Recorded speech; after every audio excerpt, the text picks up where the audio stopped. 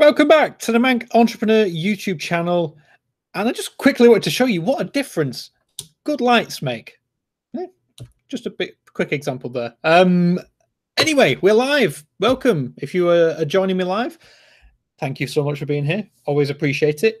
And in today's episode, I am sort of giving you my take on the question: is it better to get a job or is it better to be self-employed?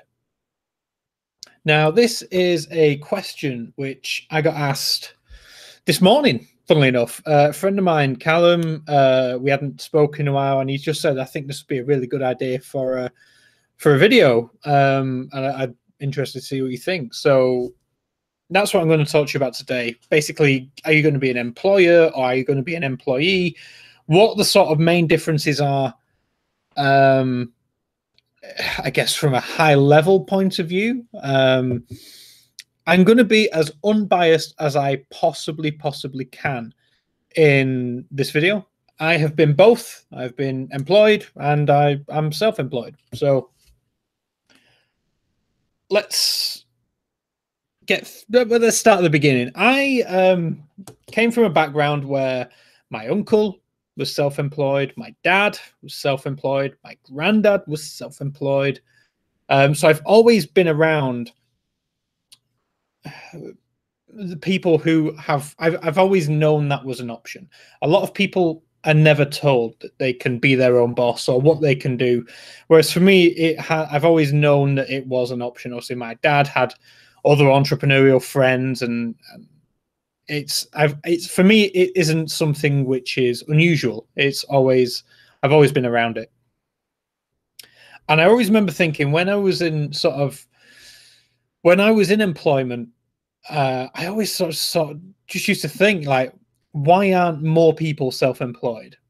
I didn't get it. It's like, surely being self-employed has to be better than being employed by someone else.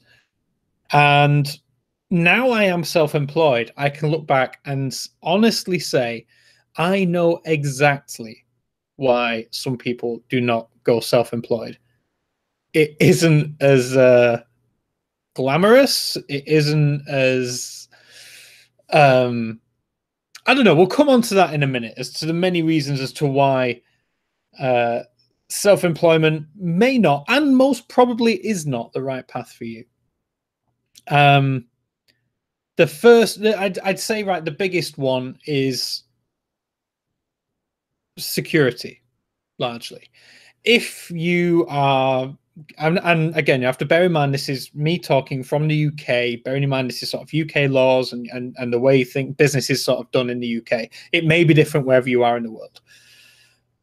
But with that said, security is the big one that comes to mind. If you get a job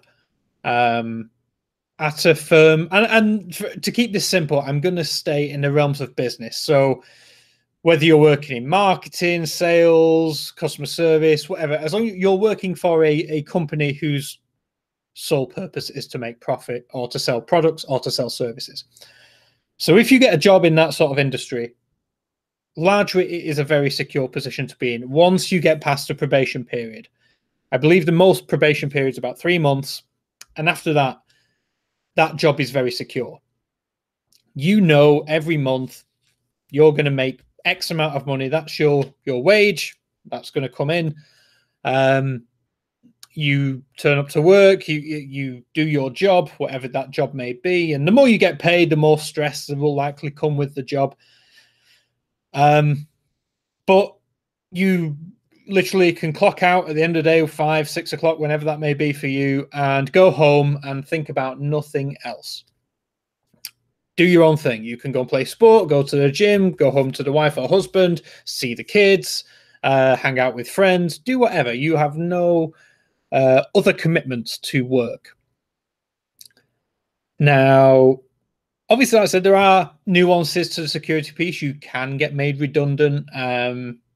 Obviously, that is something which can happen in circumstances. However, it isn't normal. And if you were to get fired, unless you did something along the lines of gross misconduct, you're not likely to get fired straight away. So by gross misconduct, we're talking like stealing, assault, things like that. You know, if you're just making mistakes in your day job, or you're not meeting targets, employers now have a sort of a liability, or sort of a responsibility, so that's a better word, to help you. They have to train you. They can take you for one-on-one meetings, decide to put you on more training. That's what I mean, where your job is largely very secure. Now, flip that if you are self-employed. It's very, very risky. You know, I can't remember the exact statistics for the number of new businesses that start and ultimately fail. I believe it was in the sort of 70% mark. So it is difficult.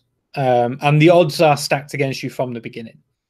There is no security as you're being self-employed. The limit of what you can make ultimately rests on your shoulders. If you're going to be lazy and not work, or you know, things just may not go your way, you're not going to make money. The money that you make if you're self-employed can largely change every month. If, for example, if you're a contractor or a consultant, that is how it is. It can be very variable.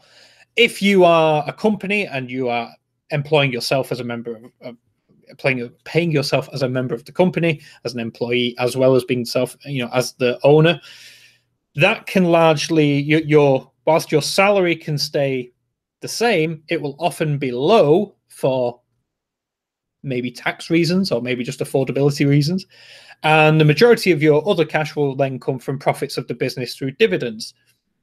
But if your company is young or small, or is going through some growing pains, or the business is stagnating, then you're not going to make that same amount of dividend. So that's what I mean. There's a variable as to how much you can possibly earn when you're self-employed, and there's no security. And then if you're hiring, you know, if you've got the team of people on board,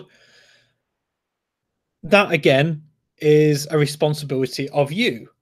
So as the employer, as the owner of the business, you are now responsible for your employees. That comes in numerous different ways. Obviously, here in the UK, the pensions regulator are now getting involved. So you need to offer them a pension. But also, it's the fact that, and this is how I look at it, and I'll tell you the other way of looking at it, which I despise. I don't like it. I don't agree with it. But the way I look at it is, if I have a team of 5 people working for me, I have 5 mortgages to pay every month before I pay my own. That's how I look at it. Without the team, the business doesn't work. So that is, you know, you think, you know, if you're employed, you might be struggling to pay the bills, or, you know, you're worried about your own mortgage, you're worried about, you know, the electric bill, whatever it might come in, but you've got that set amount every month. If you are self-employed, you've basically got that responsibility for all of your team. The team that have trusted you with their sort of career or with their time, that's the exchange. They are giving you your time for money, and you need to pay them in order to get them to stay and carry on, you know, working for you. So you have to make sure their mortgages and bills are paid before you can take your own. That's how I look at it. And that's how I genuinely think a lot of entrepreneurs and people who run businesses should look at it. I did get told of another way someone looked at it, which was if you have that same 5 members of the team, they said that's 5 people who get the chop before I do. I really don't like that. So that, whilst you may look at it in that way, I sincerely would say that if you do, then you're in business for the wrong reasons, and I don't want to do business with you, basically. So again, that's the alternative. I don't agree with it. The alternative that I like is that you've got to look after the team. The team comes first. So with that, there's obviously more risk, but potentially more reward, and that is the key.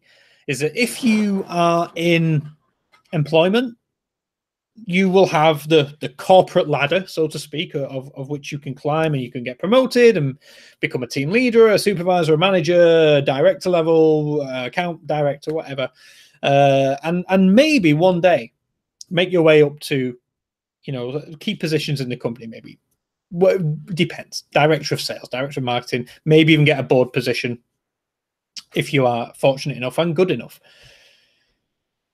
Now, that is the grind. That is the long grind, and can take a long time to do that. You don't often see many director level people in sort of organizations under the age of, I'm going to say 35, probably more likely to be 40, 50. They're the sort of age that you're going to get people at that level. Now, obviously, when you're self-employed, the risk, as we've spoken about, is a lot higher. There's no guarantees that your money's going to come in, you know, at the beginning, certainly. And basically, all the decisions stop at you. And it takes a very special kind of person to be okay with that. And that's why I do truly believe that if you're going to start your business, you have to be 100% passionate and 100% believe in what it is that the business is going to do. Because if you are not, when it gets hard, you're going to stop. And you're going to throw the towel in at the first sign of trouble. And that's obviously not, you know, that's when you become one of the statistics of, you know, one in, what is it, 7 out of 10 businesses fail, new businesses fail. So with that greater risk comes the bigger reward. So obviously, as a business owner, you will likely, like we talked about before with the dividends, you will have shares of the company. And if you are very good at what you do, you bring the right members of the team in at the right time, and your business grows, your business becomes worth something. And that is where a lot of young business people make their money. They build a company quickly, and then often sell it, get out, get bought out, take investment on, whatever it may be. And that's where the big chunk of the money comes from. It's in that they've made something valuable, and then that asset is valuable enough to sell, and that's where they can then make their money. They may lose control of the company. They may get bought out entirely. They may sell a majority stake of their shares, and like I said, lose overall control. But that is where the reward comes in. You know, if you've built something for 2, 3, 4 years, you have the ability to then make sometimes a large chunk of money, and then use that large chunk of money to then go and do something else, start another company, invest it into something else, become the investor of, you know, using the experience that you've grown, that you've got in growing your own company. If you're working for, if you're working for someone else as an employee, you're not going to do that. You've got to play the long game, the long grind, and work your way up to that level. But chances are you're not going to own equity in the business. In some cases you might, but chances are it will be very small. Talking single digit percentages here. Might get a profit share, all well and good. So that's how I sort of see that they're the main differences. Is like, if you want to get a job, it's safer, it's more secure, you have a lot less stress. You genuinely do. I don't care how stressful you think your company, your job is, unless you're like a brain surgeon and stuff. But if you're in business and you're working for a business, chances are your job is not that stressful compared to running the business. And that's what I said. If you're running a business, if you're self-employed, you can't go to a manager or your director or ask for yourself for a pay rise. You could ask yourself for a pay rise, but it'd be pointless. Ultimately, the decision-making stops with you. And whilst your employees can clock out at 5, 6 o'clock at night, you're likely going to go home. Your brain is still thinking about meetings that you've got the next day, different business ideas that you should be maybe actioning. Maybe you're going to go home, have a conference call with people in Australia, people in America due to time difference. You genuinely don't really stop working. You might turn off a little bit, but chances are the phone is always nearby. Emails will get your attention at stupid times throughout the night and early morning. It's just the stress of being self-employed is so much higher. Then you've got like the tax issues, tax returns. You are then responsible for submitting your own tax returns, which you are not if you're obviously employed. That brings in another, avenue to go down. You need to get an accountant on board. Chances are, I think I did my first 2 tax returns when I was self-employed, but I ran a very simple business. It was consultancy based, so again, expenses. There was no stock. It was largely pretty simple. If I was doing a product-based business, I would have needed an accountant. So yeah, these are the main differences between sort of having a job and being self-employed. And you might think this, Dave, you sound like you're being quite negative as to the entrepreneur route, and it is true. And like I said back at the beginning, I think for the majority of people, the vast majority of people, being self-employed or being an entrepreneur is not for them. Genuinely isn't. And entrepreneurship has this weird sort of sexy stigma to it right now, where everybody wants to be an entrepreneur. And I just wish, like, everyone who is maybe young watching this, who thinks, they want to be the next Gary Vaynerchuk, they want to be Richard Branson, or even some like the young influencers, it's like YouTubers and stuff, they're all self-employed. Casper Lee and KSI, for example, all going to be self-employed people. I wish they could experience the admin side of being an entrepreneur and self-employed, maybe with a team of 1 or 2 people for a week, and just see what you actually have to go through. Trust me, it isn't all first-class flights and popping champagne bottles every night with your mates. It genuinely is not like that. The amount of stuff that you don't see which goes in behind the scenes, the amount of sleepless nights over, is the business going in the right direction? The tax bill, is everything fine financially? The team, can we afford to bring? Is the team doing well? Do we have to let people go? Entrepreneurial anxiety is something which I've spoken about in a video. In fact, if you're watching a recording of this, I'll put a link up here. It is a real thing for sure, and I've had it myself. I've had sleepless nights, and woke up worried, and my mind going a million miles an hour about something related to the business. And it is genuinely, I used to think, like I said at the beginning, why would anyone be employed when they could be self-employed? And I said for a time, I can't imagine myself going back to employment. And I think now I genuinely can see myself going back. In fact, I could see myself going back to employment for a break.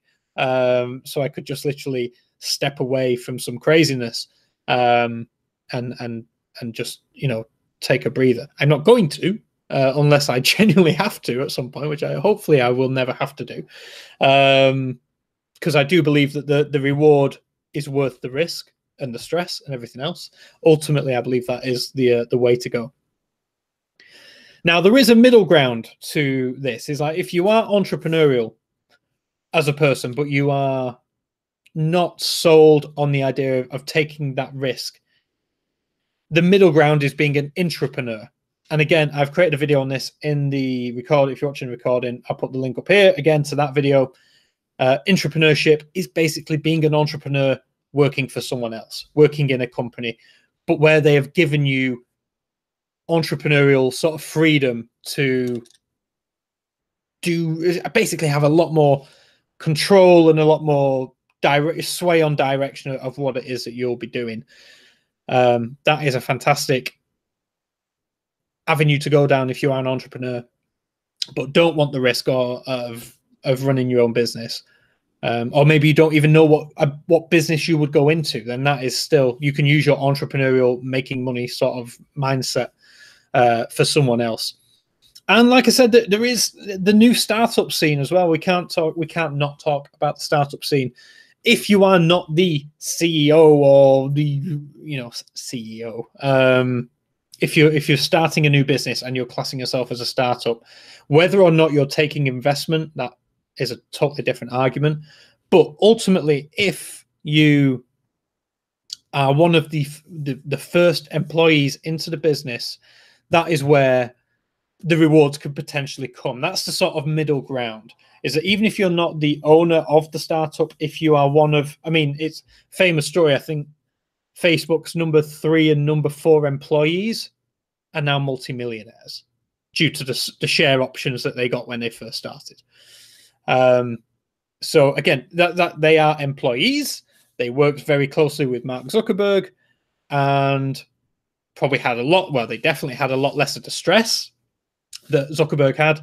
However, they would have been involved very closely in early startup stages and would have undoubtedly built teams underneath them to do what their own sort of specializations were, and were rewarded handsomely for the work they put in at the very beginning when no one else would believe in Facebook as a concept. So again, that is the sort of the middle ground. Can you get involved very early on, get shares, get a percentage of the business, whatever it may be, and turn it into something good? Again, it's a risk. The shares could be worth absolutely nothing if the business fails. But if you believe in it and you think it can be good and you can bring something to the table, then you can see huge success, way more success than the majority of entrepreneurs who own businesses will ever see. But again, the chance, it's like the unicorn egg. It's that the chances are slim, but the opportunities are out there. So that is ultimately sort of my take on, do you go employed or should you be an employee? They're my experiences. I struggled when being an employee. I noticed that I was making other people a lot of money. That didn't sit well with like the capitalist inside of me and the entrepreneur. And I was like, well, I can go make my own money. And that's the avenue that I took. And yeah, but I said the flip side of that is being self-employed is very, very stressful a lot of the time. There's no guarantees. It's very risky. But the rewards are potentially much, much greater. So that is, hopefully I've given you as unbiased a view on that as possible. I'm not saying that you should be an entrepreneur. I'm not saying that you shouldn't be an entrepreneur. What I'm saying is you should do whatever makes you happy and whatever, I was going to say, you feel comfortable with, but that's not right, because being an entrepreneur, you don't want to be feeling comfortable. You want to be out of your comfort zone and sort of in the trenches, fighting to make something work. But if you have that in you, then try it. I've always said this before, that regret must be the single worst thing that anyone can go through on their deathbed. You at 80 years old watching this, and you've got the business idea right now, and you're wondering whether you should go for it or not, and you take the safe bet, and you might be in your 20s, like early 20s, and you've got nothing to lose. Trust me, you've got nothing to lose other than time, and you've got a shitload of time. So bear that in mind.